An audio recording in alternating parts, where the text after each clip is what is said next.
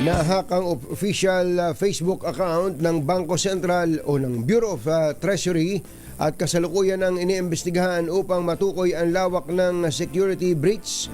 Nangyari daw po ang panghack noong Sabado ng gabi kung saan isang suggestive image ang naipost bilang Facebook story ng ahensya.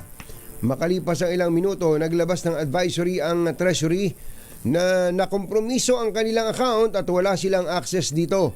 Bandang alas 11 ng gabi na ibalik na nila ang kontrol sa kanilang Facebook page, ngunit patuloy pa rin ang investigasyon sa insidente. Ayon kay National Treasurer Sharon, Si Sharon nga. National Treasurer ka na pala, Ate Sharon. Almansa. Inihimok ng Treasury ang publiko na huwag pansinin ang anumang post, mensahe o anunsyo mula sa kanilang Facebook page hanggang sa magbigay sila ng opisyal na abiso.